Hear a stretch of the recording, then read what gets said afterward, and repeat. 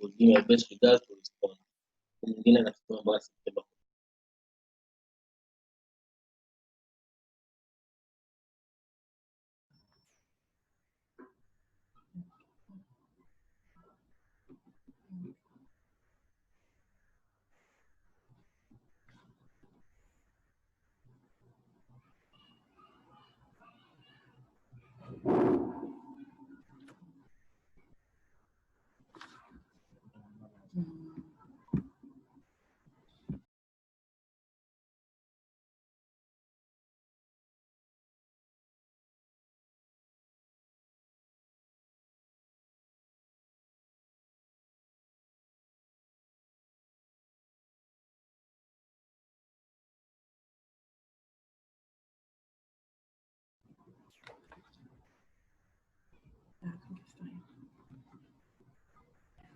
Good afternoon, everyone.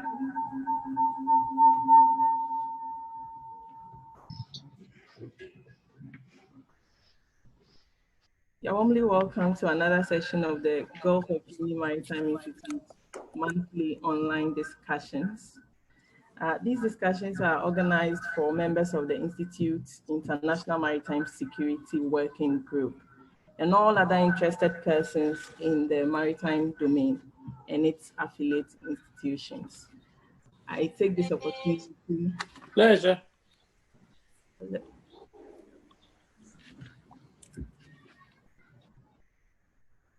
I take this opportunity to thank all our panelists who have spared time off their busy schedules to be with us this afternoon or evening, depending on where you are joining us from. I also thank participators for this evening's program. Joining us, we appreciate.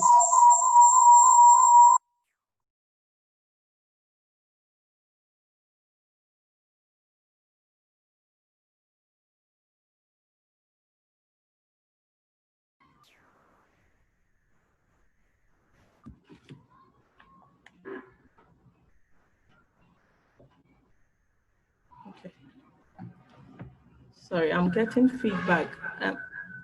Please, can you hear me? Okay. My name is Dr. Mrs. Alberta Sego, and I'm the Executive Director of the Gulf of Guinea Maritime Institute, GoGMI for short, if you'd like. GoGMI is a non-profit organization incorporated in Ghana. The Institute is dedicated to providing advocacy, consultancy, and research in the areas of safety, security, and environment in the maritime domain. We constitute a think tank for maritime strategic thinkers, practitioners, and allies to interact, share ideas, and research into strategic maritime affairs affecting the Gulf of Guinea region. Our mission is to provide an intellectual base to governments, organizations, corporate bodies, and individuals whose activities impinge upon the maritime domain of the Gulf of Guinea region. Our topic for today is focused on maritime spatial planning, or marine spatial planning, as you'd call it, for achieving Sustainable Development Goal 14 in Ghana. Our panelists for today will be introduced in due course, and each of them will make a 20-minute presentation, after which participants will have the opportunity to ask questions, make comments, and contribute in any way possible. I humbly request everyone to mute their speakers. I'm having feedback, so if your speaker is on, kindly mute it till it's time for you to speak. If you have questions, kindly type it in the comment section. It will be addressed in appropriate time. And depending on how much time we have, we will give room for comments. Participants with comments can raise their hands and they'll be allowed to speak at the right time. So we will begin the discussion immediately. We will have the first discussion, which is a joint presentation from the Environmental Protection Agency and the Land Use and Spatial Planning Authority. This part is to give us a brief on Ghana's initiative on marine spatial planning. We have A representative from the Environmental Protection Agency should introduce herself. Madam, please, are you ready for us?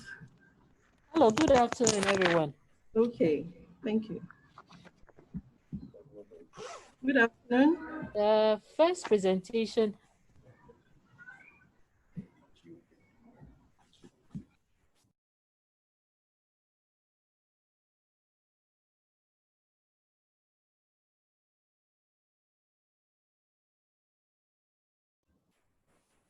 Hello. Yes. Alberta. Yes. Please, Celestine from Land Use and Spatial Planning will start the presentation, and then I continue for the second part. Okay. Celestine is online, so she will introduce herself and then start with the presentation. Thank you very much. Thank you.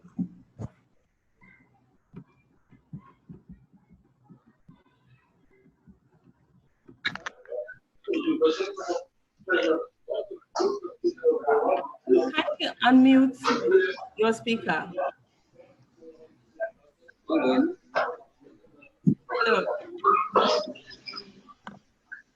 A very good afternoon to you all. Can you hear me? Yes, please. Okay. So good afternoon to you all.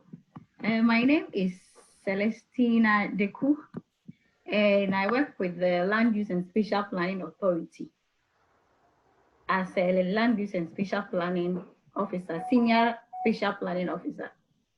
So this first presentation, as you can see, I'm presenting it jointly with Peace from the EPA. We both happen to be agencies under the Ministry of Environment, Science and Technology and Innovation. So we are under the same ministry. So we are presenting this on behalf of the ministry. So as a way of introduction, I think I'm going to talk briefly about the mandate for spatial planning in Ghana as it relates to marine spatial planning. And then I also give a brief indication about the spatial planning system as we have in Ghana. Then whether we actually need MSP in Ghana, the need for MSP. And then Peace is going to take over and give us the overview of the pilot project we have. That is the marine management in West Africa through application projects, after which we will touch on some of the key issues that we are currently dealing with, and then some recommendations, and then we will conclude. So that's a brief outline of our presentation. So if I may go to the first slide on the mandate for spatial planning.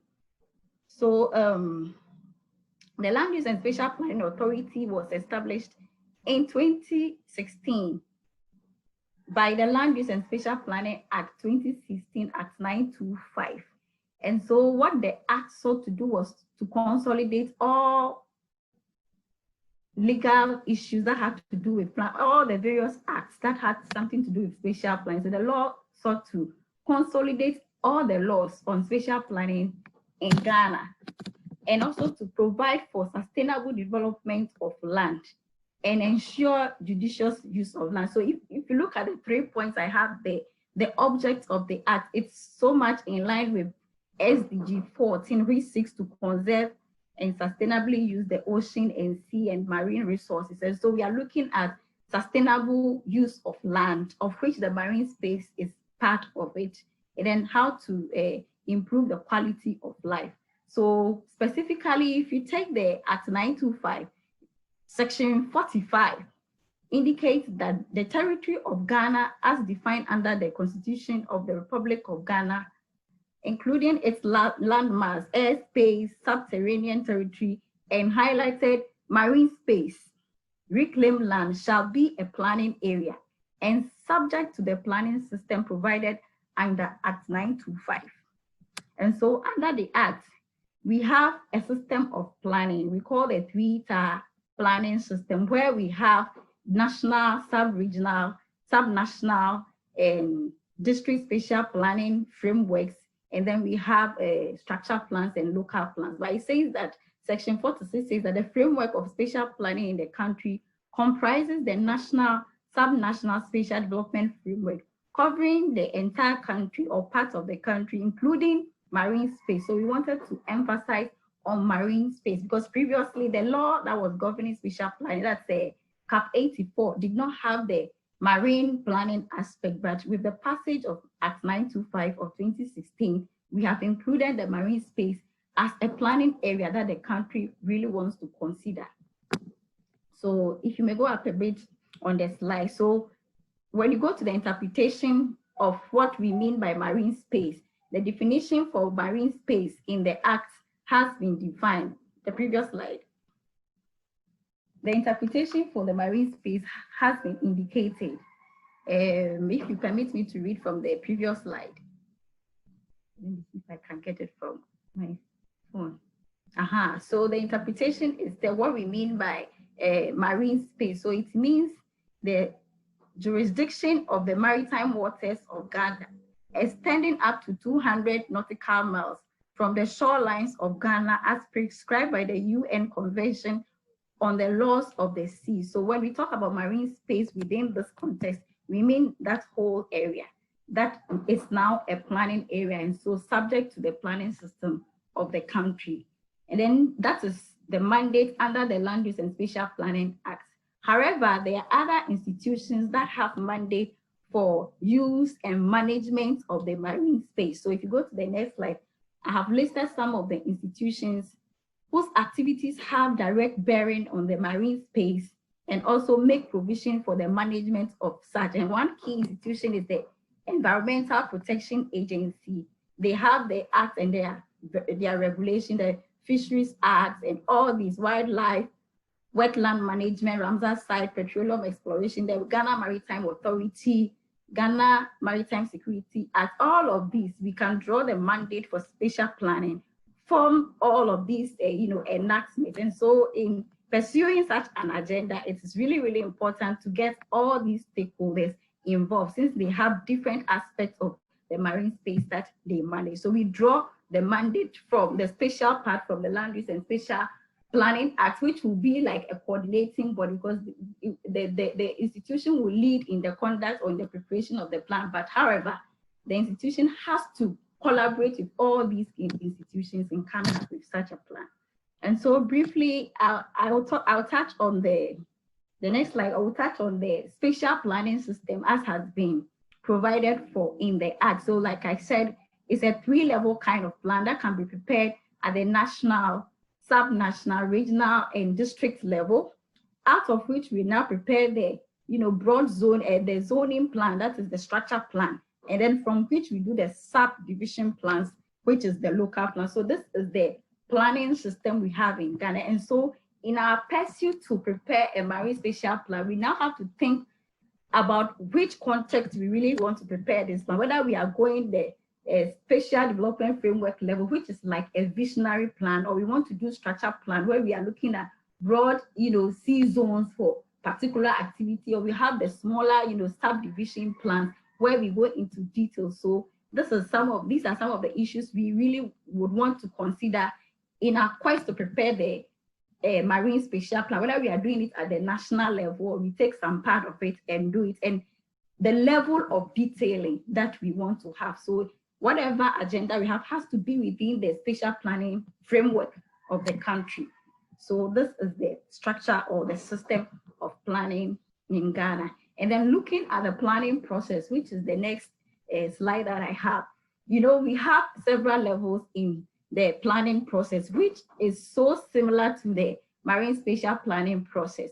But what we want to emphasize in this process is the need for stakeholder engagement. And so in the process, as we have, there are 3 mandatory stakeholder engagement that you have to conduct in the planning process. But that is not all. You have to do other engagements on the side, but we want to really see in the process these 3 key stakeholder engagement that has to be within the work plan if you want to. So we have it at various levels. We meet a local, the pictures down there, example of the consultations we've had with rural communities, and then politicians and technical people also engaged at bringing their ideas to bear in the plans we wanted to prepare for them at different levels. And so stakeholder engagement, which is key in the MSP process, is also emphasized in the planning process as we have it in Ghana. And so we go to the next slide.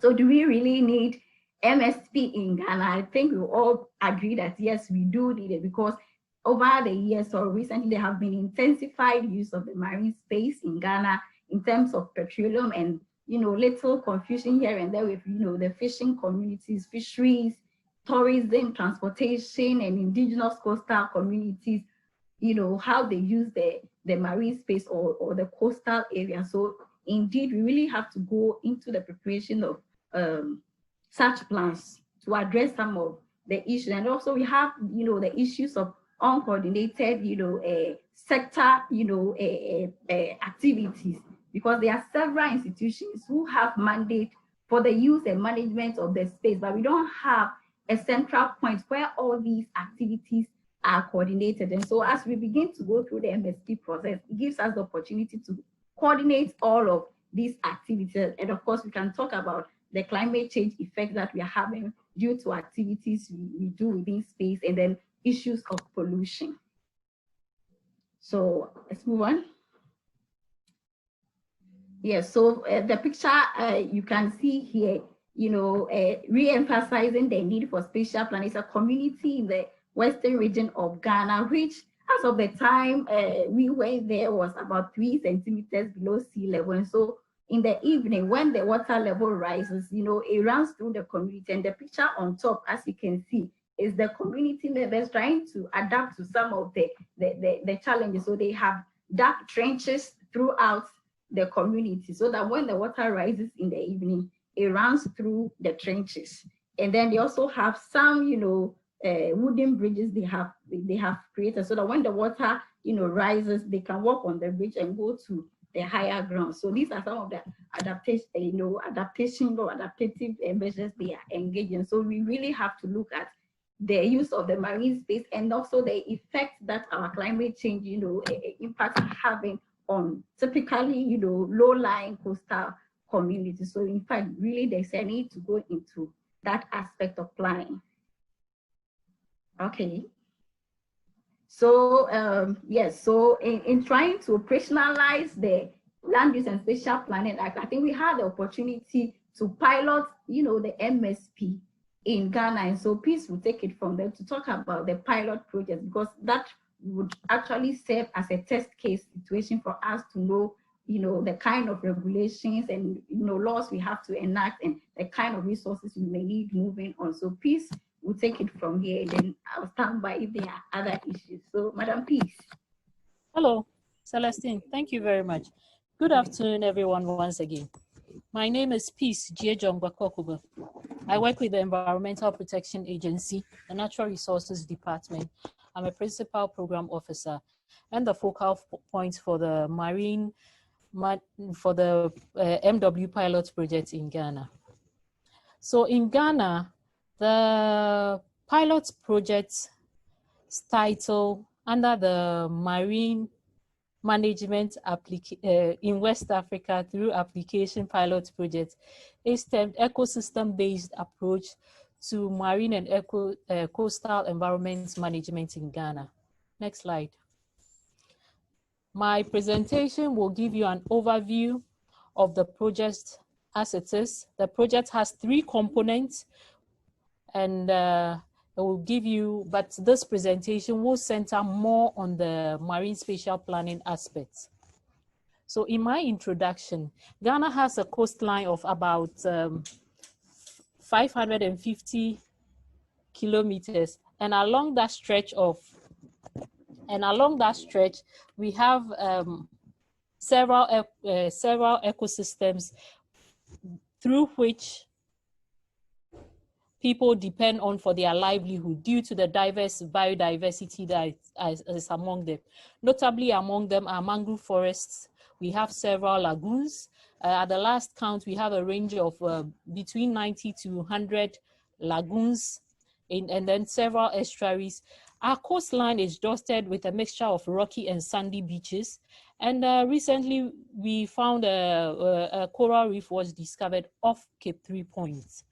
Along the coast, about 25% of Ghana's population are found within the coastal zone of Ghana. And it's one of the places that you find our port facilities, landing beaches, offshore and inshore gas pipeline, submarine telecommunication cables, hospitality industries, and a whole lot of people. It's one of the areas that naturally people gravitate towards for economic activities. Next slide, please. Due to the presence of the resources in Ghana's coastal and marine environment, which is a shared resource, conflicts are bound to happen when it has to do with, this slide is showing some examples of conflicts that are occurring. The first one has to do with conflict over fishing grounds and oil fishing space. In the western region of Ghana, when oil was discovered and oil was discovered and exploration activity and is taking place currently, oil is being taken. There's this conflict between artisanal fishers going into the exclusive safety zone of the oil companies. And this results in conflicts between the oil companies and the artisanal fishermen. In that when the fishermen go closer to the rigs, they put the operations of the oil companies at risk. So there's that conflict going on between them. Then also we have effects of illegal mining activity upstream inland, having an effect on the water bodies downstreams and eventually ending up in a water resource. So the second picture is showing a view of the Ankobra River, where illegal mining activities inland has resulted in the brown coloration of the water body of the Ankobra River coming down. Then also we have the effects of land-based pollution, and specifically this one I'm talking about plastics, the effect of the improper management of plastics on land, which has resulted in this plastics being washed into our water bodies, which eventually end up in the marine environment. So the next picture, the one on your screen's right-hand corner, it's showing a rhesus dolphin, which was found to have beached. And when the necropsy was done on it, black polythene were found to be in its stomach cavity. Another example has to do with entanglement of wildlife in fishing nets. Naturally, fishing nets are for harvesting fishes, but in some circumstances, some wildlife, such as the dolphins, also get entangled in the fishing nets, resulting in them dying. Then until recently, we are getting some invasive species also coming into the marine environment, and specifically I'm referring to the Sargassum infestation. When this Sargassums come into the marine environment, they cause a lot of havoc to the industry, both the fishery, to the hospitality industries as well, in that when fishermen go fishing, even getting their canoes into the sea becomes a challenge because they are met with this mat of weeds, and also the tourist attractions that are along the beach also are faced with this unsightly sight of seeing Sargassum on their beaches. And it's not a very good sight when it comes to tourism. Next slide.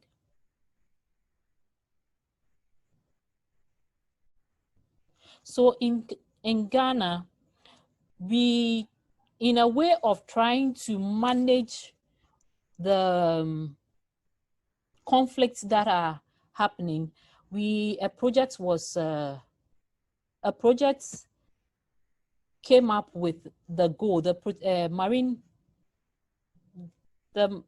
pilot project's goal is to provide a spatial framework for an integrated use of marine resources to support economic growth.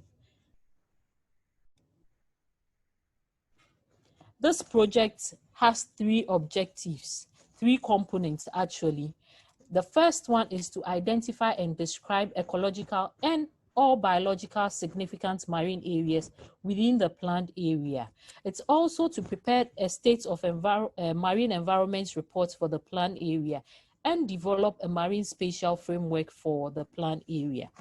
In that, the project also has a component that has to do with strengthening national capacity for ecosystem-based management of Ghana's marine and coastal environment.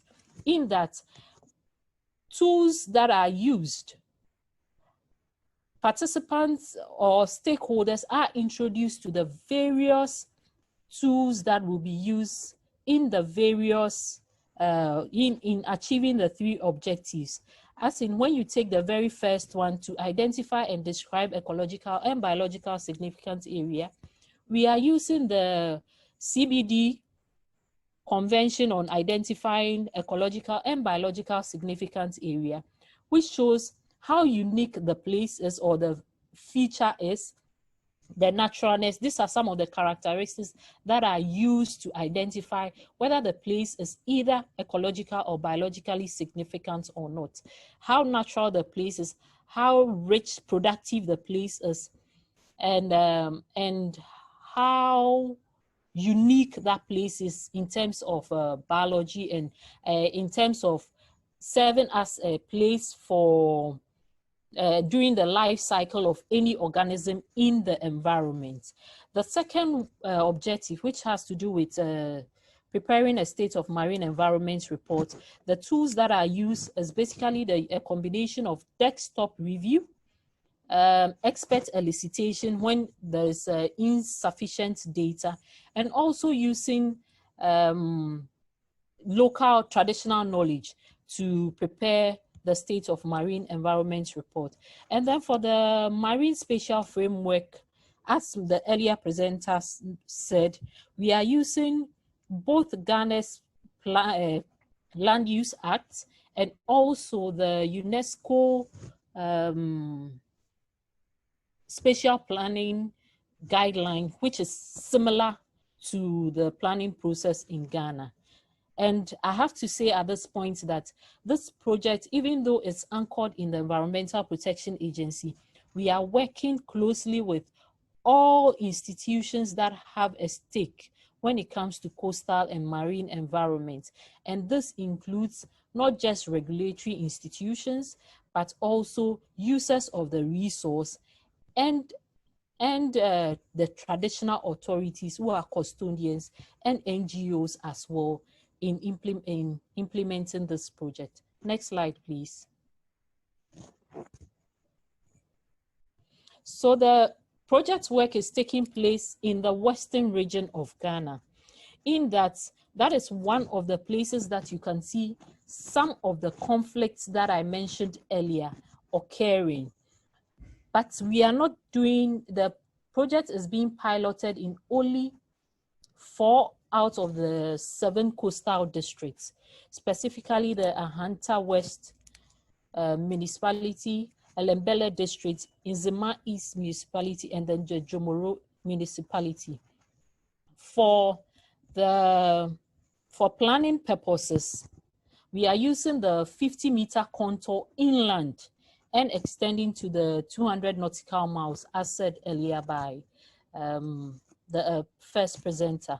And the level of planning for the spatial planning, we are looking at a marine spatial development. Next slide.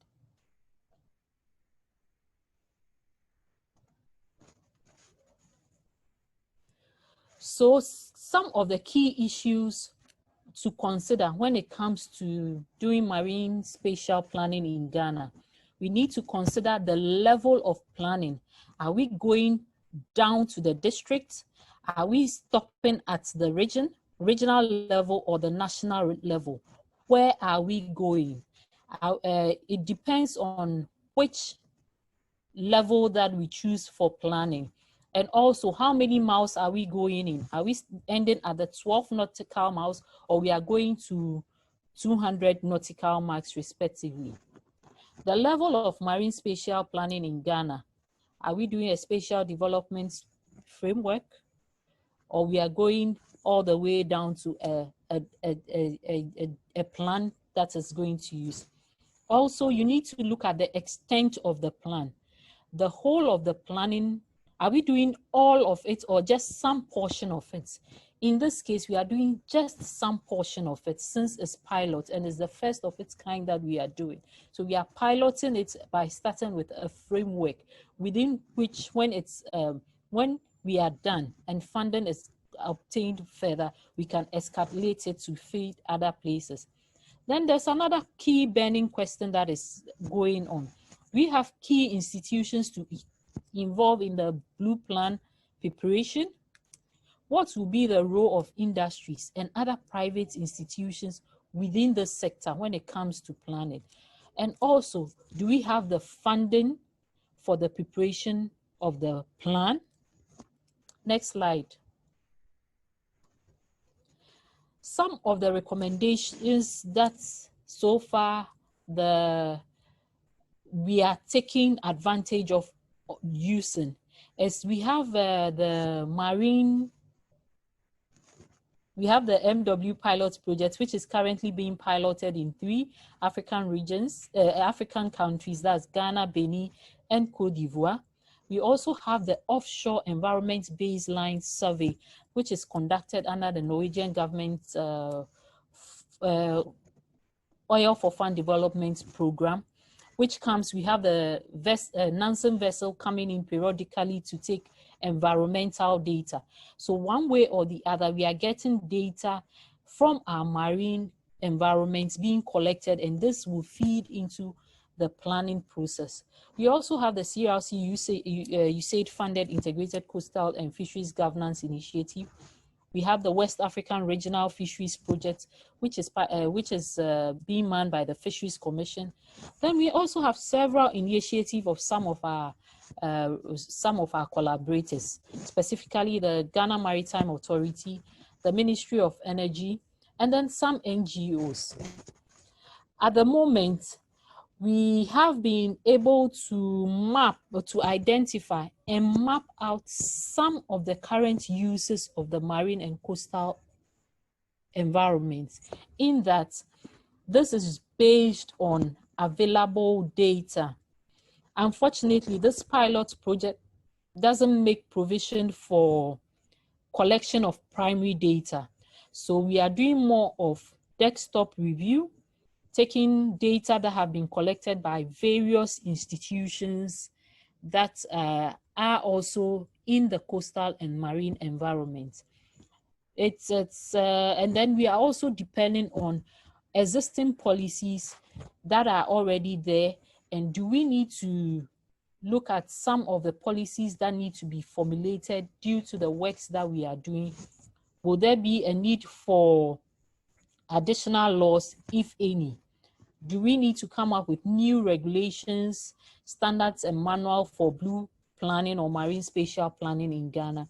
These are some of the things that we hope to give to some of the questions we hope to answer at the end of the pilot project. Next slide. I have to say that I conclude by saying that it is very crucial to ensure that Ghana's coastal and marine spatial planning is effective and sustainable. In order to achieve this, efforts must be put in place to use local teams and experts. And there is the need to provide the requisite resources and motivation to prepare the plan by experts in country, so that we help to build up internal capacities and sustain the marine spatial planning process. The advantage of adopting this strategy is that we have the plan prepared intentionally. And once we have people preparing the plan, as in all stakeholders are brought on board to prepare this plan, they have that buying in that the plan is what they want and what they have helped to draw out for themselves or plan for themselves to use to manage the shared resources that we have. In addition, this also provides a platform for learning by doing whilst we create plans. We get experts from various places coming in with different knowledge, and this is harnessed to use to prepare the plan. Also, knowledgeable and experienced professionals would be developed from the institution, in the institutions will transfer their knowledge to new and younger officers in it, and that will sustain the MSP planning. And also, this will go a long way to reduce the cost of preparing the plan, since we don't need to get external experts to do all of the work, but we have some being done by internal experts and some also being done by external experts. Next slide. This, it's envisaged that for the Marine Spatial Framework to be done within the pilot project, we hope to involve all stakeholders. And when I say all stakeholders, I mean from the grassroots up to the top. Also, this will initiate the conversation for the blue planning process, which will be started with the available resources that we have at the moment. Efforts will be made as much as possible to build on existing knowledge, activities, and achievements of the relevant sector institution. Marine and coastal resources play a major role in Ghana's socioeconomic development. One may ask, where are we getting all the sources of funding from? Sources of funding for MSP could be gotten from the government of Ghana and also from our development partners. Next slide. I have to say that the pilot project is co-funded, which is being implemented in Ghana, is co-funded by the government of Ghana and the German Federation Ministry for Environment, Nature Conservation, Building and Nuclear Safety through its International Climate Initiative. We are getting technical support from Abidjan Convention Secretariat, Great Arenda, and for the Marine Spatial Planning, we are getting experts' input from the IOI, SA, South Africa, part also helping us to develop the Marine Spatial Planning. Next slide. The work is not being done alone by EPA. As Celestine earlier said, we need to involve all stakeholders, all relevant stakeholders.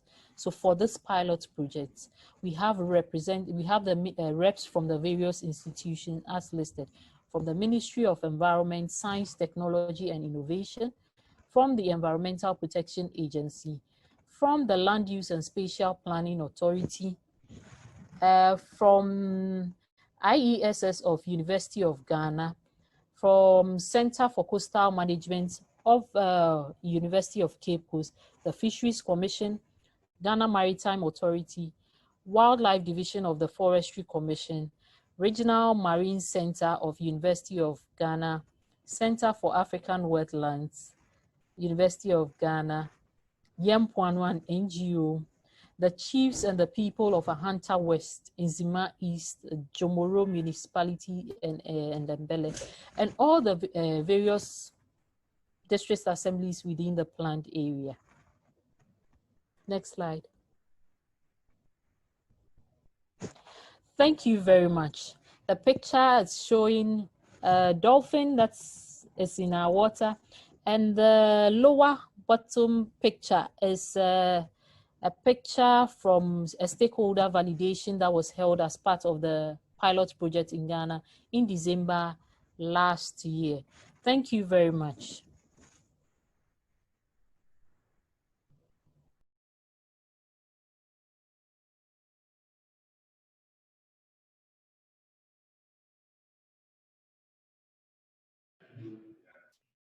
Thank you so much.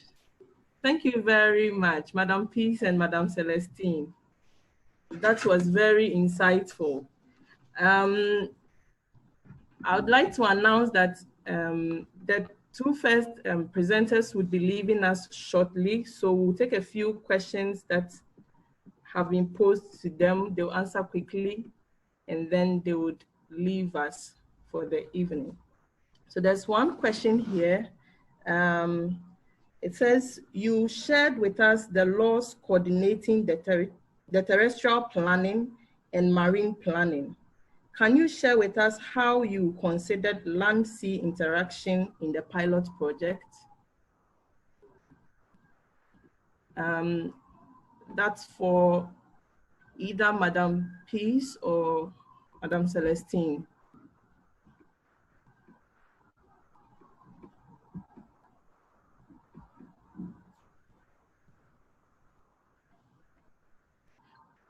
Kindly unmute your speaker, Madam Celestine. I can see her.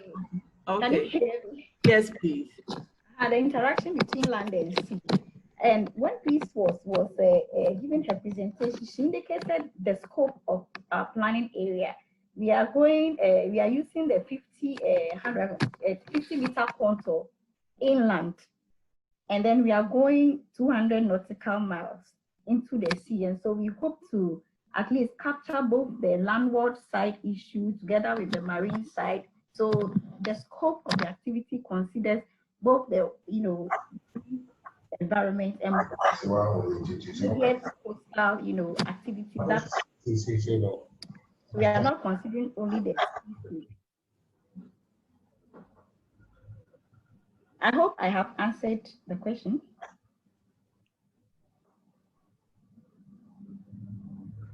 May I come in to add on to what Madam Celestine said?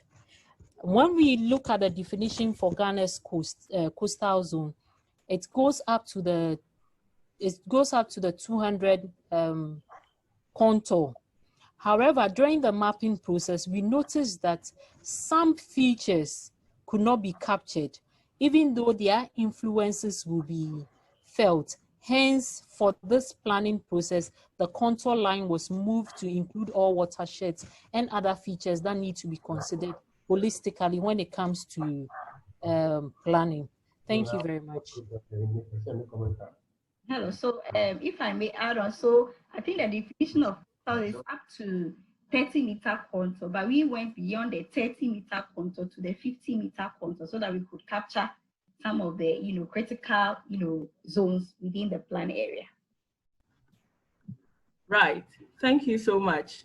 Kwajo, I hope you are answered on that one. There's another question from Nashiru.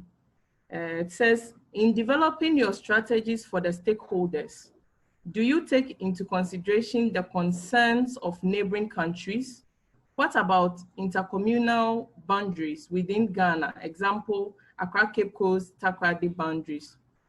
Yes, that's a question from Nashiru. And Peace, are you taking that? Oh, okay. As Peace indicated, if I will start, Peace can add on. This project, pilot project, is being done by jointly by Ghana and Cote d'Ivoire. So we have a transboundary component of the project. So we are not really ending at the boundary of Ghana. Cote d'Ivoire is also doing their part. So we have a transboundary component that is also being considered. So that takes care of it.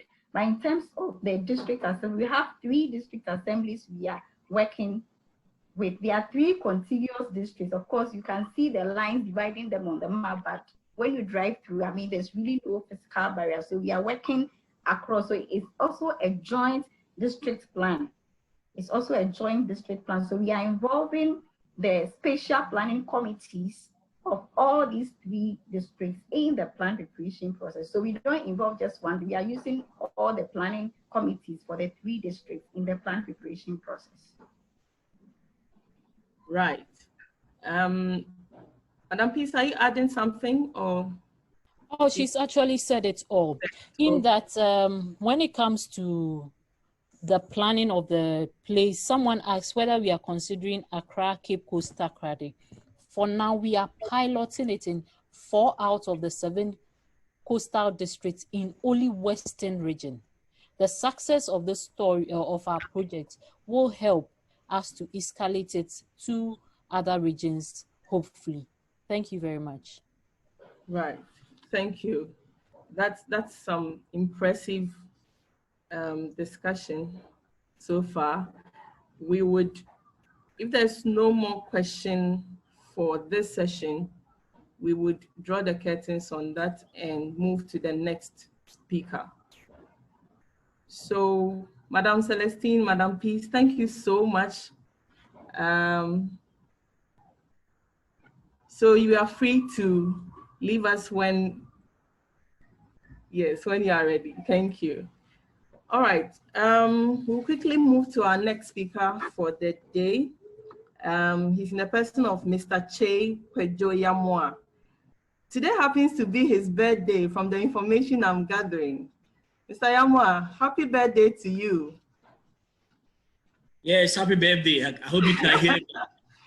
I would have sung for you, but I'm not in the right position to do so now. Don't worry, gifts are accepted. Right. We'll send our gift over. Mr. Yamwa has over 13 years of experience working as a programs manager for Friends of the Nation, one of the topmost socio-environmental NGOs in Ghana, working in the fisheries, maritime, and extractive sector. Over the years, Mr. Yamwa has been actively contributing toward improving oceans conservation, maritime security, and natural resource governance in the area of fisheries, oil and gas, mining, forestry, among others in Ghana. He is involved in research, policy advocacy, community and stakeholder engagement, and capacity strengthening. He holds a master's degree in environmental resource management from Kwame Nkrumah University of Science and Technology in Ghana. Mr. Yamwa is highly experienced in project conceptualization and has been involved in the design of several projects in fisheries, oceans, and extractive sector in Ghana. He is the convener of the Sustainable Development Goal 14 in Ghana, and he is leading the effort in achieving the goal, which includes sustainable management of oceans and fisheries resources. He is a management team member for the Banbo project, funded by the European Union and being implemented from 2017 to 2020 in Ghana. He is also a management team member for USAID Ghana Sustainable Fisheries Management Project, also known as the SFMP, that's being implemented from 2015 to 2021. He is a member of Ghana Fisheries Scientific and Technical Working Group that provides technical services for Ghana Fisheries Commission. He is the governance advisor for Ghana National Canoe Fishermen's Council in the Western region. And he's also the convener for the Fisheries Alliance, which is a national civil society organization, advocacy networking, network promoting sustainable fisheries in Ghana. Mr. Yamwa is presenting on the topic, Ghana's effort in achieving SDG14 and the role of MSP in meeting its targets. Mr. Yamwa, over to you. Thank you. Yes, thank you very much. And then thank you all audience. I'll go straight to the point due to the time that has gone off. Let me start by throwing light on the facts and figures of the ocean. Most of this we already know, so I'll be quick. I think that afterwards my presentation will be shared so we can all read through properly. Now we know the ocean covers 3/4 of the Earth's surface. So most part of the Earth is water, and we know that. So taking care of the oceans is very important. Also, the ocean contains nearly 200,000 identified species, but many may lie in may lie in millions, but actually, if more assessment is done. But 40% of the oceans is heavily affected by pollution. I'll talk more about that. But let's also know that the oceans absorb about 30% of the carbon dioxide produced by humans. So also making contribution, buffering the impact of global warming. Then globally, we have 3 billion or more than 3 billion people who depend on marine and coastal biodiversity for their livelihood. Also, we have about $3 trillion of market value from the ocean and coastal resources. So this is what we're talking about. But let's understand, especially giving some picture overview of what the ocean provides us. You could see from fishing, salt mining, oil and gas, even gold mining, tourism, transportation. We have already spoken about the carbon sink and others. So there are many, many, many importance and usage of the ocean. This underscores the fact that this usage must be managed effectively, and marine spatial planning is a foundation or a background to ensure the effective management of this usage. I'll talk more about that. But this picture is trying to show you if we are unable to manage how chaotic we could have a multitude of usage. Let me come now on the Sustainable Development Goal. I'll go back to the Marine Spatial Planning, linking it to the SDG. The SDG14 aim at conserving and sustainably managing the use of the oceans, seas, and the marine resources for sustainable development. So we are looking at conservation, and we're also looking at sustainable development. And these terms I will explain in the course of my presentation. Now, as we have already explained about the fact that the ocean play a critical role in global systems, especially supporting humankind, and also counterbalance the effort of climate change. So that is very, very important. So most people see the ocean as a waste ground, and they do not care how they use or the effect of the use of the ocean. But it's very important that we bear in mind that the ocean is critical to humankind and climate change. So the SDG 14 aim to sustainably manage and protect marine and coastal ecosystems, especially dealing with issues of pollution, and then also contributing to address the impact of ocean acidification, also enhance conservation and sustainable use of ocean-based resources through international laws and even local laws, which I'll speak about them, and also help mitigate some of the challenges facing our oceans. And then our earlier presenter have spoken about some. I'll also add a few to that. But let me just draw in a slide on Ghana's efforts in achieving the Sustainable Development Goals. And I would draw this slide in relation to other slides that I will bring later on. Already the first presenter indicates some of the laws that are in the marine space. I am also indicating some of the laws here, but I just wanted to limit it to fisheries and then oil and gas and other relative laws. So we've spoken up, we've seen the fisheries laws and other laws that are there. But since the earlier presenter have spoken about others, let me quickly add my next slide to talk about the fisheries.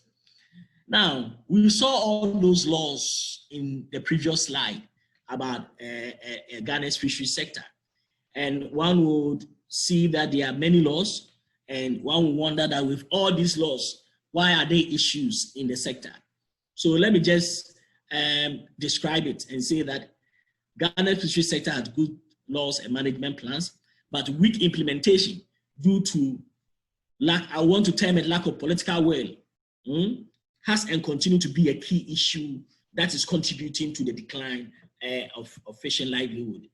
I would want to say that weak governance of the sector over the years has tolerated wasteful overcapacity and widespread use of illegal, unreported, and unregulated fishing.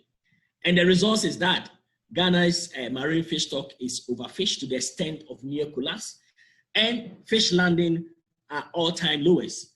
Quite recently, I think we have seen in the news, we have seen and heard fishermen who are protesting in red bands, indicating that this is supposed to be the major fishing season, and fish landings are all-time lowest. So this buttress the fact that our management and implementation of the laws are weak, and therefore there's weak governance of the sector. There are other specific things I'll speak about in some of the slides.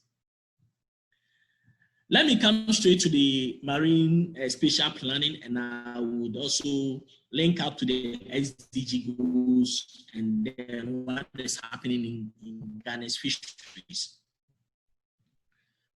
So the process, a lot of goal setting and objectives, especially planning and consultation with stakeholders, studying the area, defining the area that needs to be planned, the space. In our earlier presentation, we saw a pilot project being done, especially for the Western region. Then a lot of issues have got to do with data evaluation, and then also ecosystem characterization. What is it that we want to manage, and what is in it, the biological system, the ecosystem, so that we can put in place proper management regime for each of the set of biological or physical systems we want to manage. Already have spoken about the fact that our marine space provides us a lot of support, physical and chemical, like the petroleum and transportation and others. And we need to ensure that we apply management measures for all these. And spatial planning process must help identify all these usage, and then the specific management measures that is required for the biological system, the physical and the chemical systems as well. Now, let me add that the marine spatial planning, if done very well, improves the planning and coordination of the various actors within the marine and coastal space. Also, there are issues of conflict. I've shown a graphic page on our top right, indicating fishermen aid to stay up Jubilee Field, that's the oil field. Our earlier presenter also showed fishermen fishing close to the oil rig. So these are conflict issues based on the vacuum created by the lack of marine spatial plan. A good marine spatial plan, or the process of developing it and also implementing it, improves collaborative management. We saw the various laws for the marine sector, and we realized that there are various agencies, commissions, and others that have a role to play in marine spatial management and also in planning. For instance, when you look at the fisheries, we have the Ministry of Fisheries and Aquaculture Development. Of course, the Fisheries Commission is there. We have the Ministry responsible for science and environment, and then environmental protection agencies under that. We have the Ministry of Transportation and others, and then the Maritime authorities under that. And then we have the Ghana Police Service, of which the Marine Police is under that. And then we have even the military also playing a role in terms of the Navy, and many others. The district assemblies under the local government are also having a role to play, and many others, including the Petroleum Commission under the ministry, its relevant ministries. So you would notice that there are several ministries, several departments and agencies, and even other stakeholders that have stake. So the collaborative management is very important in this regard. Also, once we have a marine spatial plan, we also tie the knots in our regulatory, legal and regulatory framework for our marine space. Also, there are elements of enforcement, and I would talk about a few of them. Now,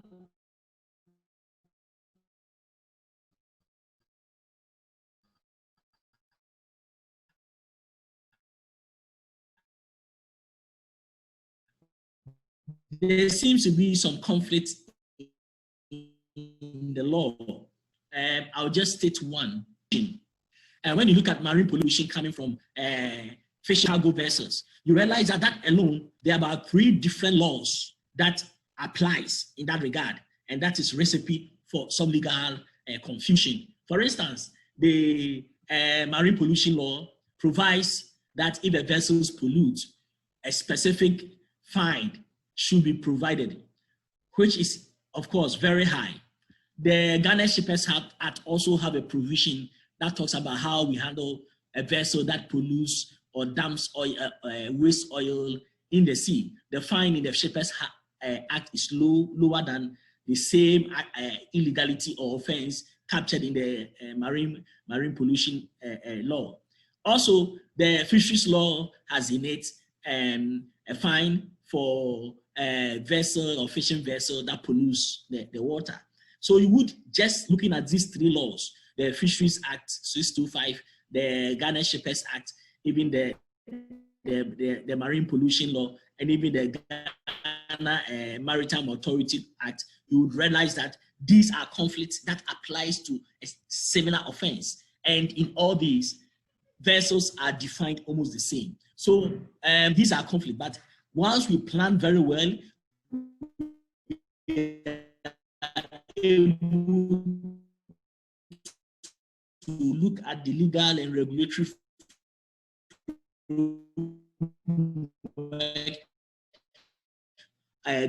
bordering or ensure that we are able to fleeting in nature and then straighten it. Of course, once we are able to do that, it will help us be able to enforce the laws. And then also, for the example I gave, control pollution. In that, marine conservation will be enhanced, and they will be able to maximize productivity of our ocean and maximize the development and the benefits of our blue economy. Now, coming to this, we are looking at the key targets of the SDG 14, and we are looking at target 14.1, which states that by 2025, we should prevent and significantly reduce marine pollution of all kinds. So Marine Spatial Planning will help us do this. I've already stated that in the previous slide. Also, target 14.2, we said that by 2020, we should sustainably manage and protect marine and coastal ecosystem to avoid significant adverse impact, including by strengthening their resilience and take action for their restoration to achieve healthy and productive oceans. And of course, marine spatial planning is core to this, to help us sustainably manage and protect the coastal ecosystem. One of the provisions in the Fisheries Act is the establishment of marine protected areas, that are areas on the marine space that are carved out, that are prevented from being exploited by fishing or oil and gas or any other activity, so that the marine resources in that space could have a safe haven, reproduce, and then be sustained. Now, marine protective area or marine protection area is also a subunit of marine spatial planning. As we speak now in Ghana, we do not have any marine protected area. And that is one of the reasons why our marine resources are being depleted the way it is. Let me go to SDG target 14.3. And it says that to minimize and address the impact of ocean acidification, including through enhanced scientific cooperation at all levels. And we have stated that Marine Spatial Plan helps improve coordination and data collection and other coordination and collaboration for this sort of management. Let me go to target 14.4.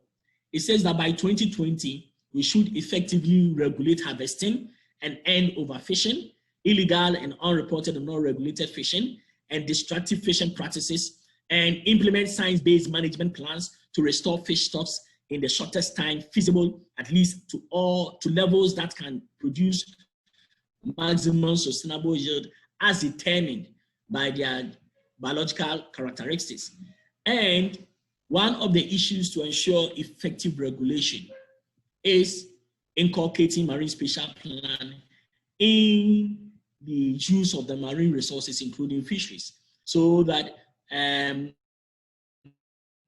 the data collected and others can feed into supporting enforcement, as I said earlier. That can says that by 2020, we should at least conserve at least 10% of the coastal and marine areas, consistent with national and international laws, and based on the best available scientific information. Of course, marine spatial planning, we have said that includes collating data, scientific data, and also analyzing those data. And some of these data should be passed. Now, target 14.6 SDG says by 2020, we should prohibit certain forms of fishery subsidies which contributes to overfishing and overcapacity overfishing. So we are looking at if we inculcate spacing out boundaries and for our fishing, we would be able to identify areas that require certain quotas to be introduced. Quotas means that if this area is mapped out and we see that the volume of fish or the biomass is this, and this is the level of exploitation required, that could be done.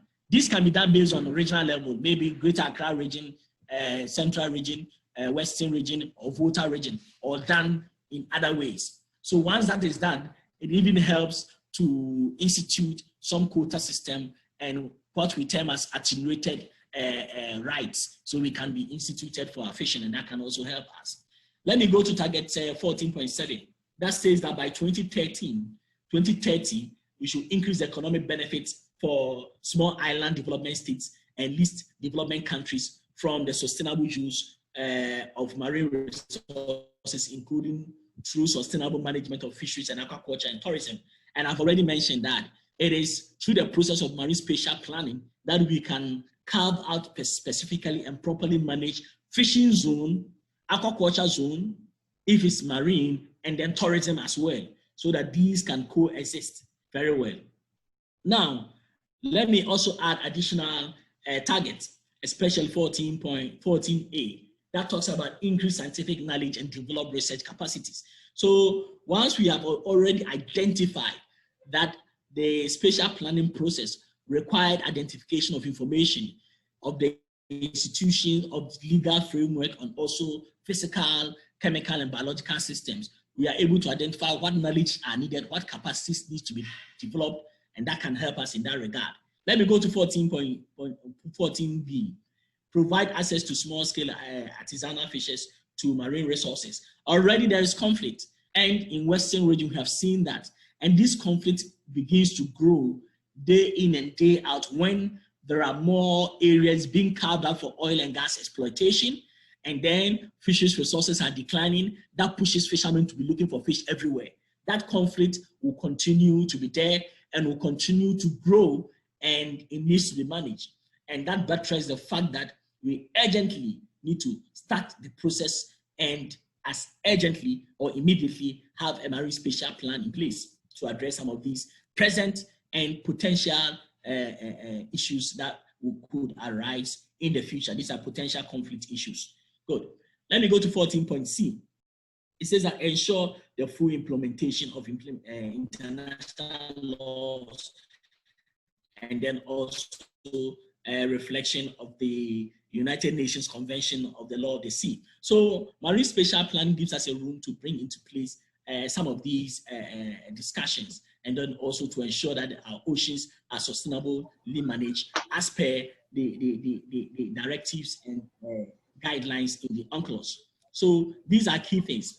But as I've said, once we go to the planning process, it requires consultation of various stakeholders. It requires dialogue, so that will help us to bring on board all the agencies and stakeholders that have a role to play in marine resources management, so that they're on the table and they are discussing, and in that regard, collaborative management to be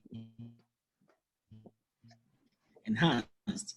We are also saying that once we go through the process, I share and the different laws about faults in them to address that same pollution at sea. So once we go through this process of consultation and looking at what will be the legal and regulatory framework guiding our marine spatial planning, then we would identify some of these loopholes, improve the system of the law and the rules and regulations and agreement that governs our industry. So at this point, I would like to pause for questions, comments, and then if these questions come, I may go deeper in some of the areas I just skipped. Thank you very much. Thank you so much, Mr. Yamwa. We do not have any questions yet, so we'll quickly go to our final presenter. Then we can have more time for further interactions. Yes, maybe you should alert participants that they can type their questions. Yes, that has been. Yes, please. So if you do have a question, kindly type it in the chat space and it will be duly addressed. All right. So our next and final speaker for this evening is Dr. Shannon Hampton. She's going to discuss on the topic experiences of developing Marine Spatial Plan and lessons learned for Ghana's successful implementation. Dr. Hampton is the program manager at the International Ocean Institute in South Africa. She coordinates the IOI, which is the International Ocean Institute course in Ocean Governance for Africa.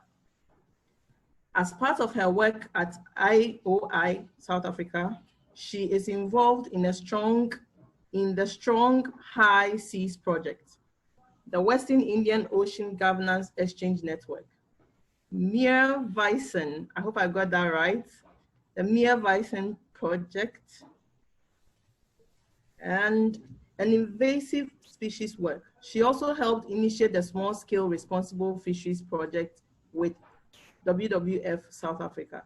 She appreciates the holistic approach to ocean governance that IOI South Africa takes. Dr. Hampton completed her PhD in a multidisciplinary study on small pelagic fish stocks structure at the University of Cape Town. Her MSc, also at UCT, investigated the impact of flipper bands on African penguins, while her BSc project focused on intertidal invasive species. In 2014, she was the field manager of a project to control the population of invasive species of crab from Hood Bay Harbor as part of a project managed by SANBI. She also co-wrote the generic industry code of conduct for responsible fishing in South Africa on contract for catfish. She has spent time volunteering on the Namibian Dolphin Project in Ludwig's, I hope I got that right, and Walvis Bay at the Two Oceans Aquarium and for environmental education organizations. I present to you Dr. Shannon Hampton. She will take over and do her presentation. Thank you so much. That was a very long introduction, and I'm very aware that it's Friday afternoon, so hopefully I can keep your attention before everyone heads off for the weekend. So I just wanted to say a little bit about IOI. We're based in Cape Town in South Africa, and we're hosted by the South African National Biodiversity Institute, or SANBI. We're involved in a number of different projects around the whole of Africa that all work towards better ocean governance in the region. And we work on the science to policy interface. So one of our core missions is capacity building. Our flagship project is a 4-week course in ocean governance that we run each year with participants from all over Africa. And our Alumni include some wonderful people from the Gulf of Guinea, and two of my favorite alumni are on this webinar actually. The course is intensive and we take a nice holistic approach to ocean governance. We're also working on, as I said, the Strong High Seas project, which includes the Abidjan Convention Secretariat as a partner and works with all the countries in the region. And that is, the goal of that is to develop regional capacity and understanding of biodiversity in areas beyond national jurisdiction, and the treaty that's been negotiated in New York. So if you'd like to know anything more about any of these projects, feel free to give me a shout, and my email address is on the screen. But this evening, I'm going to be talking about the Mami Wata project and IRI's role as a center of expertise for the marine spatial planning components of the project. You'll see that IRI and my role is only a small part of the bigger project. So you may want to get hold of the other project partners directly, and all that information, as well as a host of useful resources and examples, are all available on the Mami Wata website, which is displayed here. So I will also display these details again at the end of the presentation. So the project aims to develop an integrated ocean management approach for West, Central, and Southern Africa. It's, as P said, it's been funded by the German Federal Ministry for the Environment, Nature Conservation and Nuclear Safety, and is managed by Grid Arendelle and the Abidjan Convention Secretariat. It's using 3 pilot countries, Benin, Cote d'Ivoire, and Ghana, and 3 tools, EPSAS, SOMS, and MSP. By embedding the project within the Abidjan Convention Secretariat, it helps them work towards their goal of integrated ocean management in the region by using the pilot countries as a proof of concept and by building capacity within the region. Capacity development is a key component of the project, which also works with the centers of expertise within the region to encourage expert knowledge exchange and knowledge sharing in the region. The centers of expertise each focus on one of the tools. These are the centers of expertise. Each focus on one of the tools, and they work with the 3 pilot countries. The Center for Ecological Monitoring is based in Dakar and helps with the categorization of the Convention of Biological Diversity, or CBDs, ecologically or biologically significant areas, EPSAs. The Environmental Protection Agency in Freetown, Sierra Leone, is working with the countries to develop State of Marine Environment Reports, or SOMS. And my organization, the International Ocean Institute, is based in Cape Town, like I said, and we are working with the countries to develop marine spatial plans. The project has put together toolkits for each of these 3 tools that are designed to provide practical and regional examples to support the implementation of integrated ocean management in the region. These documents are all available on the Mami Wata website. The 3 pilot countries are central to the project, and the project's activities are led by the implementing agencies in the countries so that all activities meet the real needs of the countries. It also takes a really hands-on approach. It isn't about ticking boxes for having run a certain number of training workshops, but is rather about working with the institutions responsible for ocean management in the 3 countries to learn while doing, as P said, and therefore creates institutional capacity and experiences for integrated ocean management. That's not to say that there aren't also training workshops, which are, after all, valuable pieces of the puzzle. And these are both for the pilot projects and other countries in the region. One of the important considerations of this project is language. It's important to have the capacity to work in a language that is appropriate for the country. When working within the country with local stakeholders, it's important to be able to do that in the local language. For example, in South Africa, there are 4 main languages spoken in the coastal provinces. So to be able to engage effectively with stakeholders, you need to have people who can translate your materials and present information in the relevant language. Language is more about than just speaking English, French, Zulu, Xhosa. It's also about making sure that all the stakeholders have the same understanding of the process, the goals, and the expected outcomes. It's about making sure that you're able to communicate effectively with people with different knowledge bases and different backgrounds and experiences. It's also about providing a space where people's opinions and knowledge are respected and integrated into the process. It's about equitable, true, and honest engagement. I'll come back to this because I think it's a really important part of the MSP process, and it has been emphasized by the previous speakers. So this project takes a wonderfully holistic view of integrated ocean management and building capacity in the region. It's working with people in the region to really own the process while providing the tools, support, and expert advice as needed. The pilot projects have an exciting opportunity to be the next hub for capacity development in the region, which I hope is something Ghana really embraces and runs with. But maybe it's best to just define marine spatial planning. And here is one definition. Obviously, there are many definitions because experts love to write things in their own words. For us, what's important is that it's in the framework of an ecosystem approach to management that is integrated, participatory, adaptive, strategic, and future-orientated. By its very name, it's also geographically specific. So this is the kind of typical image you see when people are talking about marine spatial planning. It shows how marine spatial planning tries to integrate different sectors and data layers in a space. What this picture doesn't necessarily show is that MSP goes beyond an academic mapping exercise. MSP needs to consider the environment, economic, social, and administrative aspects of managing ocean space. We need to incorporate the cultural and social information as well as the shipping lanes or the energy uses. And we need to incorporate the legal framework, which I had forgotten but has been brought up a lot tonight. I think the MSP process starts with asking, where are we today?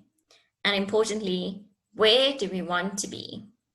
And then helps to develop a management plan that addresses how do we get there? And because it's an adaptive management plan, it needs to also answer what have we accomplished through a careful monitoring and evaluation strategy. It's important to be clear about what you're hoping to get from the MSP process and communicate this clearly and effectively with all stakeholders. So I think this is what you need to know before you start. But when you do start, we recommend the 10-step approach outlined by the IOC UNESCO.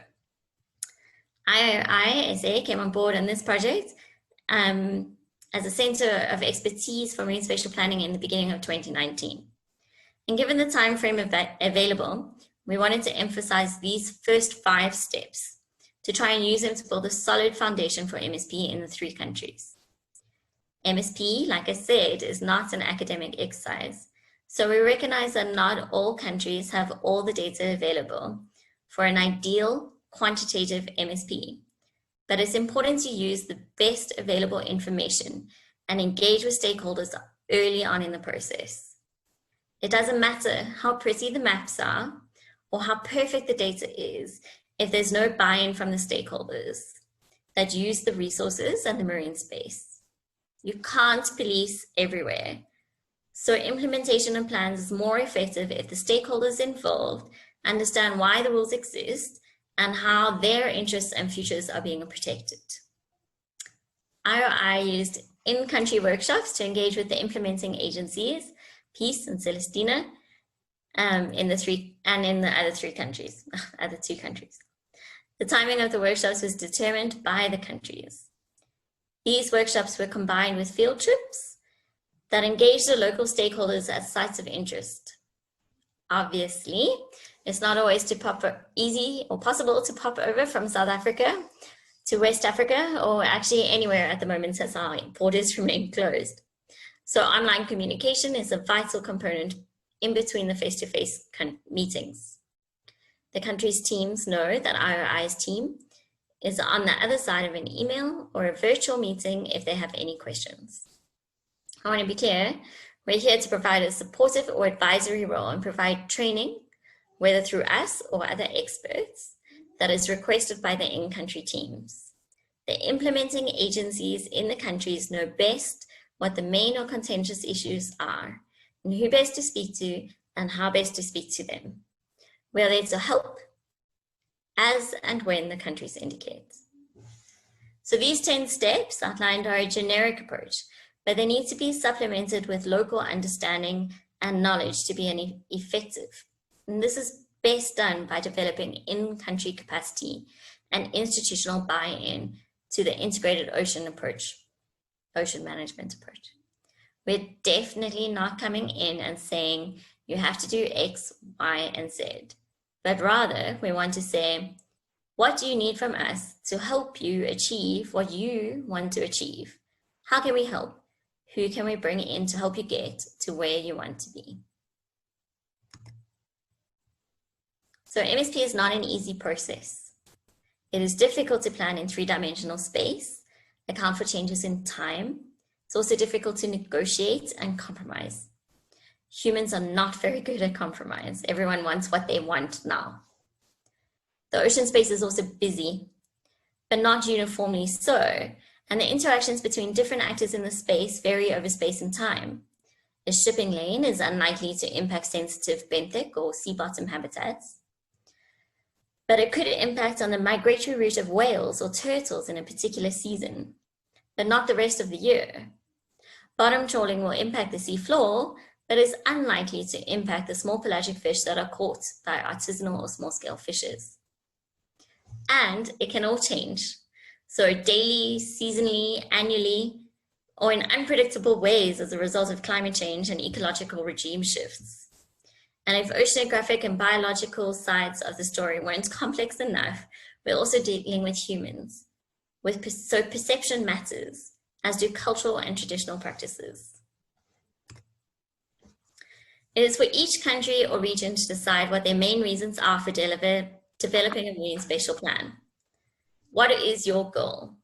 Is it economic development, sustainable development, conservation, conflict avoidance, or is it just because you have project funding? I've stolen a cutout from a South African paper in the Maritime Review, which just highlights some of the South African goals as an example. And it's important to clearly define these goals because they will define the process going forward. It's also crucial that all the stakeholders understand the goals and the objectives of MSP, so you can start your conversations on the same page. Whatever they are, whatever the goals are, define them clearly and communicate them effectively. I also want to highlight in the paragraph the importance of using an ecosystem approach.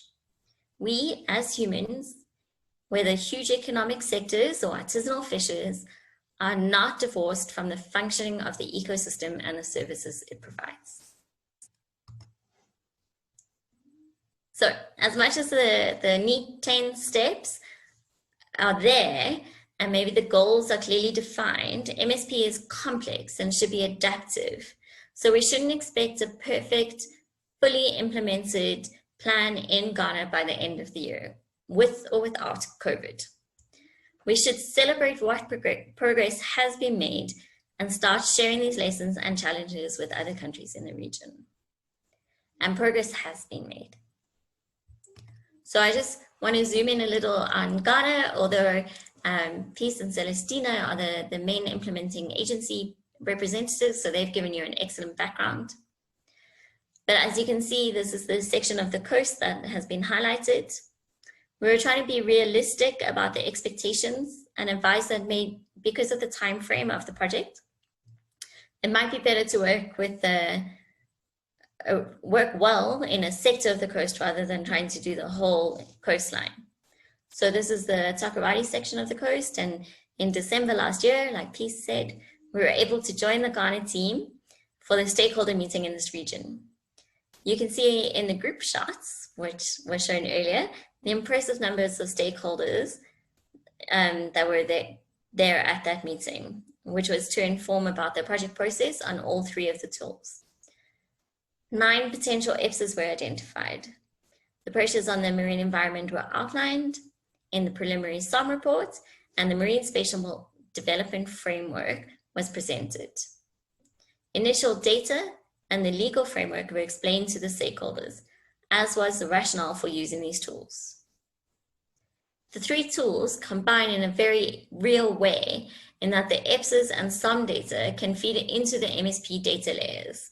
After all, once you've identified the pressures on the environment and the sensitive or important areas, you need to develop a plan to protect and mitigate against impact. And part of that is to manage through a sustainable spatial management plan. One of the crucial challenges is how to incorporate data and information from local stakeholders who might not have the quantitative information, but whose input is crucial to the effectiveness of MSP. The project recently organized an introduction to C-Sketch, which is one of the tools that's available, and it might be an interesting tool to help incorporate this qualitative information. But training in this and other tools is part of what the project is hoping to achieve. So there are many more lessons that I need to learn, as do all who work in marine spatial planning, because it's designed to be adaptive and flexible.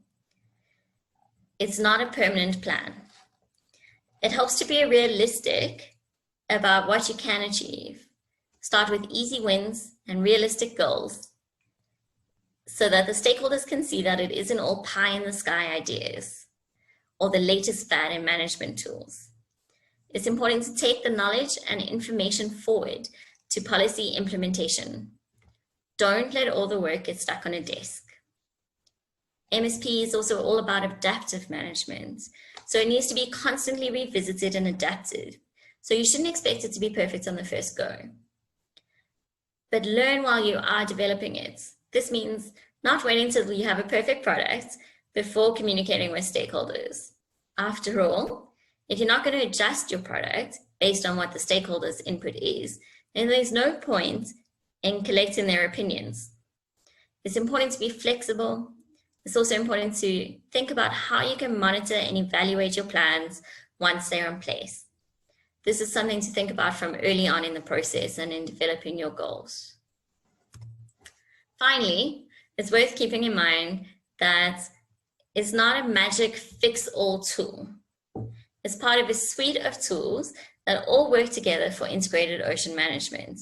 And not all of those tools are spatial. MSP can be particularly useful in areas where there is a specific conflict or area of contention. And I personally think that with all the tools, but especially with marine spatial planning, communication is everything. You need to build trusting relationships with stakeholders and communicate with them in an effective and sensitive way. And this will differ in the different countries and with different stakeholders. The way you communicate with stakeholders differs depending on what the group is. This is also important that their interests are heard and that they can see that in the plans that are being made. Effective communication builds trust. It helps with buy-in of all the stakeholders. It is not easy, it is not quick, but it is essential. So we have to just acknowledge that our knowledge will never be perfect and there will always be uncertainty and nothing is static. You can't just make a plan and hope that it's going to work for the next 20 years. Much of what we are doing is wrong. We just don't know how it's wrong yet. But that's not a reason to not do anything. Thank you so much for your time. And please feel free to get in touch. We're always very excited to work with the wonderful people in the region and with the teams in the country and with the Abidjan Convention Secretariat. And I'm always very, very excited to come visit Ghana. So yeah, keep in touch and keep the conversation going. Yeah, thank you so much. Thank you so much, Dr. Hampton. We have a few questions, so we'll quickly take them and see if we will have enough time to take some more. I'll pose the first one. That is, Madam Peace, are you still with us? Hello, yes, I'm still here. Yes, okay. So I'll quickly pose this question to you. With regards to this project being the first of its kind in Ghana, what were some of the challenges in engaging with agencies, authorities, and local stakeholders, and also getting the political buy-in? And also, what is needed to make engagements better? Okay, so I'll take them one by one. The first one being, what are some of the challenges we encountered? It's still ongoing. One had to do with data, availability of data. Every institution is collecting some form of data which relates to their mandate. However, to do this process, we need continuous form of data, which in some cases is lacking in other areas. So to make up for those data gaps, we are turning to use expert knowledge and also traditional knowledge to fill in the gap. And some of the challenges, another challenge is getting everybody to talk at the same time. Institutions need to talk to each other, but we have various time schedules and various interests. In order to get everybody around a table, at times could be a challenge. And I can tell you for a fact, even in one community, getting everybody on a particular day is a Herculean task. But gradually we are warming up to them. One good thing I have to say about this is that the institutions are ready to help. They have all shown interest in what we are doing, in that whenever we call on them, once they could make way or make time for us, they give us the audience. That also applies to the chiefs and people, the fishermen, especially the chief fishermen, the fishmongers, and other users of the resource. Whenever we call on them, or we call them to come for a discussion, or whenever we go to the communities, they make time of their busy schedule to have interactions with that. And for that, I'll say I'm grateful. We are still in the learning process, so I wouldn't say it's we've reached there. For now, we are just at the initial stages, looking at existing data. What do we have? Where do we have it? Who has what? And then trying to develop the various layers. So that is the stage at which we are at the moment. Please, what's the second question? If you could please take it up for me again.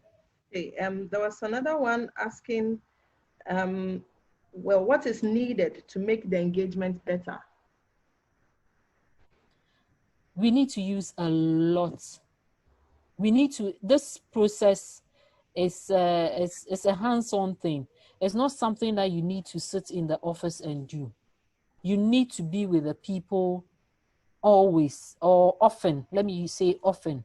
And that comes with a little bit of challenge that has to do with funding. So you need funds to be able to communicate, get down to the grassroots and interact with them. And also you need a longer period of time to do all this. It's not one touch and go, in quotes, sort of thing. You need to be with them continuously, because when you lose touch with them, when you go back, you have to start all over again. So it's something that needs more funding and more time to interact with all the stakeholders. And please, what's the last one? Okay, I think that does it for this question. Okay, thank you very much. Thank you too. I'll go quickly to the next question. I'm throwing it out there. I also want to indicate that the participants are also allowed to share their experiences or comments if they have any as the questions come in. So we have a little more time so that we can have a good discussion. Thank you. This question says, how are the outcomes of Marine Spatial Planning with the various maritime zones monitored and enforced, with links to maritime domain awareness centers in terms of command and control software applications?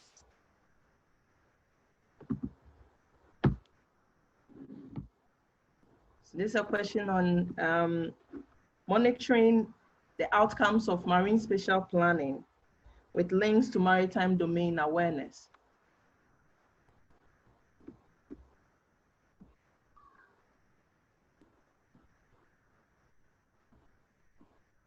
Do we have anyone who would attempt to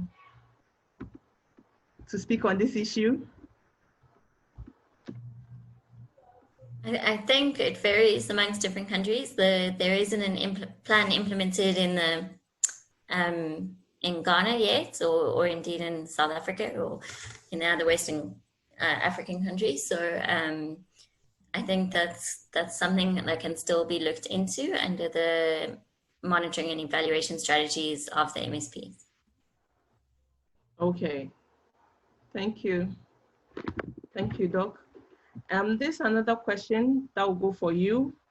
It's saying that considering your experiences, is marine spatial planning working, or has it worked successfully in the countries that have implemented it?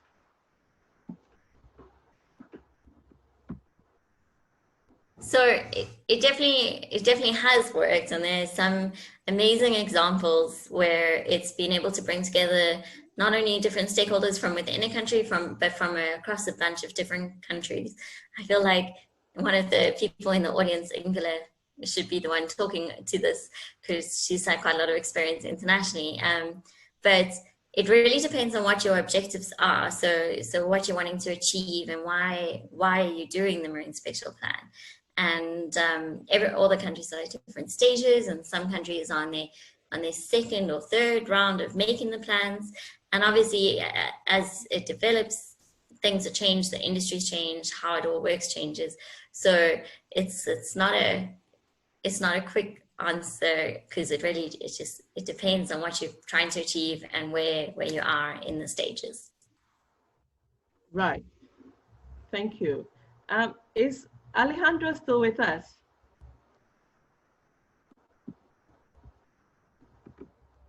Okay. Yes. Alejandro? Yes, I am. Hello, good evening, everyone. Good evening. Alejandro, would you care to share with us experiences of MSP, if you know any that has been successfully implemented? Well, actually, we have different examples. We have in each continent, we may have some examples that we could share with you all. Starting with Africa, I believe the archipelagic countries in both the Atlantic Ocean and the Indian Ocean are progressing very well. Also connecting the marine spatial planning processes with the sustainable blue economy strategies, as the speakers have already referred to today.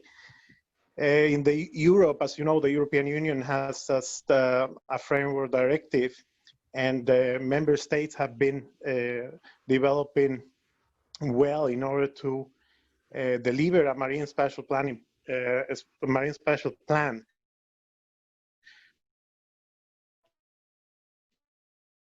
by March next year. I don't know if it will happen, but at least they show interest in multifunctional zoning that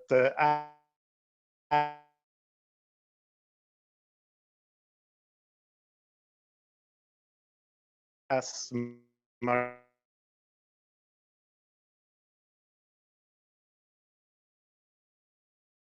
so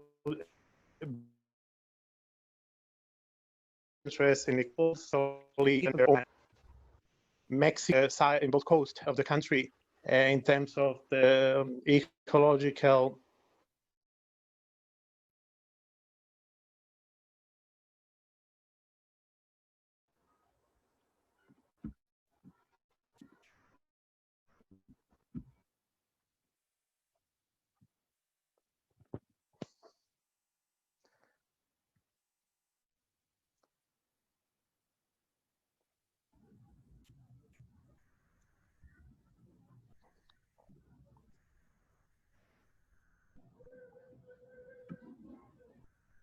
Can you hear me, Alberta? You went off briefly. Yes, sorry, it was the connection. Is raining a lot in Paris today. Oh, But sorry. anyway, that is just to summarize. We have very good practices as well to follow up, and especially in those aspects that are transboundary in the Baltic Sea. And we have connected today here as well our colleague and international expert of MSP Global, Ingela Isaacson, as well as Kofi Ansong, that actually he's from Ghana. And he is also involved in the national and transboundary processes in the British Islands. Then we have many examples, and I hope you, Alberta, and Quadro, Wedi, in the coming months as well, you can share all these experiences with the Ghanaian community and at the region in the Gulf of Guinea. Thank you. Thank you so much, Alejandro. Thank you. We appreciate that. We do not have any questions yet, but I still invite you to make any submissions. If you have any thoughts in mind you would like to share.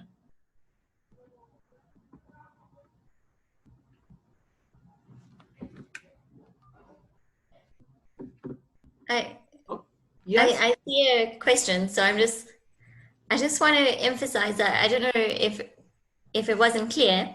So the question is asking whether or not this work is being done within Ghana or with outside people. And I want to emphasize that the work is being done by the Land Use Planning Authority. I may have gotten that wrong, but and the Environmental Protection Agency. It's a very long name, and so it really is all being done in-house by national experts with extensive stakeholder communication and participation. So I know I look like an external expert, but we're just here to advise and provide support, but the work is being done and the whole project is designed so that it's being done within the countries and by the local capacity, which is amazing. And there are a lot of really great people working on it in Ghana. Right. Okay. Thank you. I have one question for Mr. Yamwa. Yeah, good. I'm here. Okay. We've not heard your voice after your presentation. Yes, I was waiting for questions. Okay, I have one for you. So, with the SDGs, you shared with us a lot of targets that has timelines.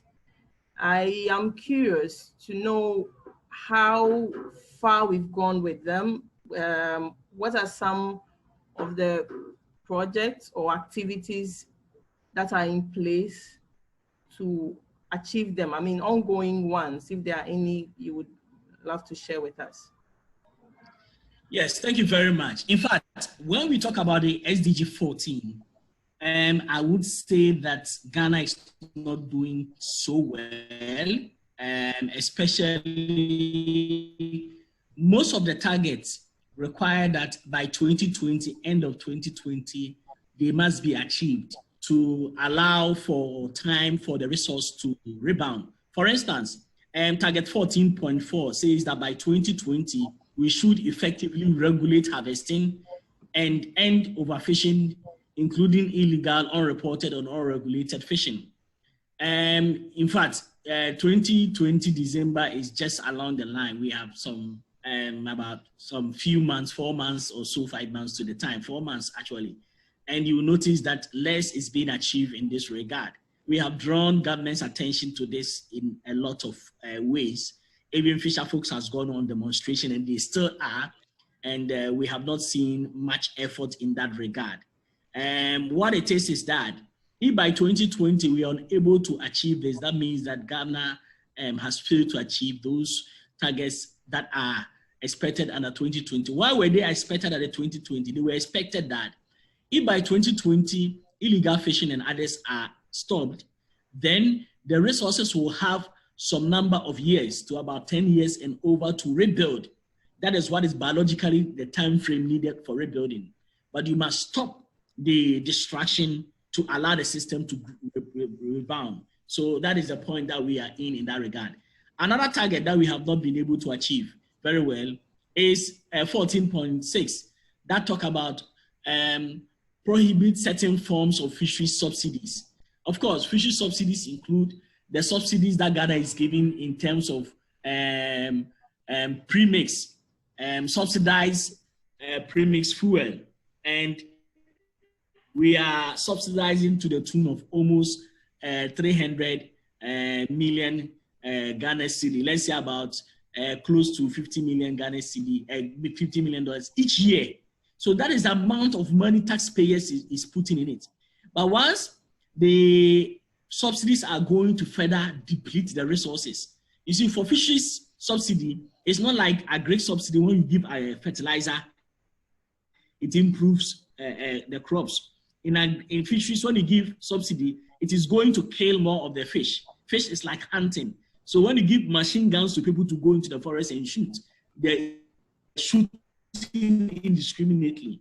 So these subsidies that we are giving on premix is further declining and protect.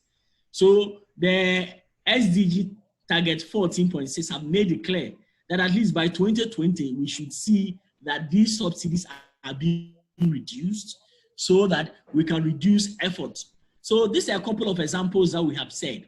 In fact, we have made this presentation to government, and you know, especially when I made this presentation once, the Minister of Fisheries said, look, my brother, this thing that you are talking about is politically suicidal. Though, so we will continue. So these are some of the key things. But the unfortunate side is about the illegal fishing, and we have noticed that from the industrial trawlers and then the others, every sector there is a form of illegality or the others, and they need to be properly managed. One of the things that happens is that in electioneering year, the laws don't work in fisheries.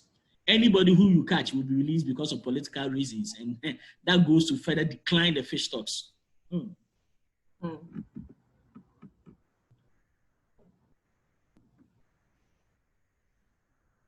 Hello. Yes, hello, yes. Yes, thank you so much. Yes. Are you done? Sorry, I got lost. Yes, yes. The other last point I wanted to make. Yeah. The other last point I wanted to make is that still there is a tension between fisher folks and the oil companies, because fisher folks see the sea as where they used to fish many years before oil came. The fact that we have not properly zoomed out and planned out the areas is building certain conflict, especially there are new oil blocks being cut off, and 500 nautical miles around these areas, fishermen are told not to go and fish. So cumulatively, there is denial of fishing ground and loss of fishing ground to fishers. But what happens is that most of these vessels also attract fish. So they see that the fish is going close to the area, but they are not allowed to go there and fish. So this coupled with the fact that we have never zoomed any area to say that, okay, this area is for fishing alone, and no oil company can come there as a nation, and that is not good. Okay, right. Thank you so much. These are some very interesting points. We are slowly coming to an end, but I want to acknowledge the name is First User, but you have made some submissions here. Thank you. Also from Jose. Jose has shared some experiences from Venezuela. We really appreciate that. Very interesting comments there. There is a question from Isaac Fiagbe. To what extent are spatial planners involved in this decision making, and what are their response? This is because anytime there's such national initiatives, we tend to invite outsiders. What is the level of input from spatial planners in Ghana? Okay, I think our representatives from the Ghanaian agencies have left us, but since Shannon is involved in the project, maybe she'll speak briefly about it. Well, Celestina's name is still there. I could put her in the firing line.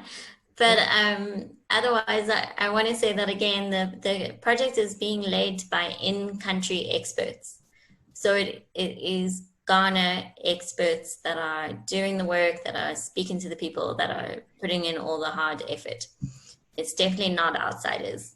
And that is a very carefully designed part of the project so that the capacity is there in the country and it can continue going forward without having to bring in anyone.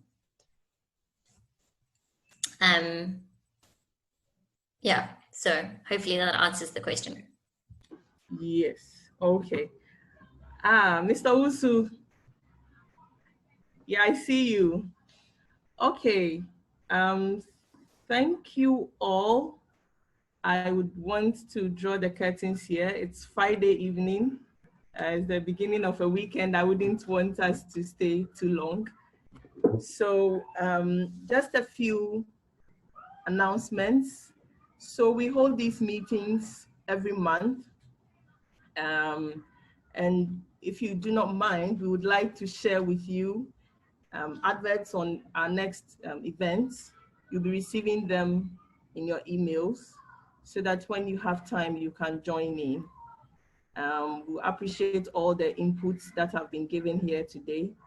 We'll summarize all the discussion in the report and we will share with all participants. There'll also be a recorded version of the meeting that will also be shared with you.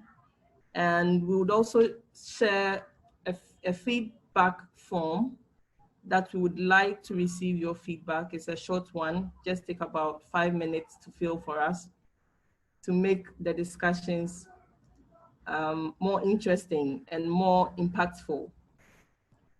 I would like to say a very big thank you to our panelists. Thank you so much. We appreciate the nice presentations. Thank you to our participants. Thank you for the questions, the inputs, and also for listening. I mean, it has also been an educative session for those of us who do not know about MSP. So thank you very much. And you hear from us soon. If you have any further questions or comments, kindly send us an email. I believe you all have our emails, so you can go ahead and send emails for questions. Yes, and comments. Thank you very much. Have a nice weekend. Bye, everyone.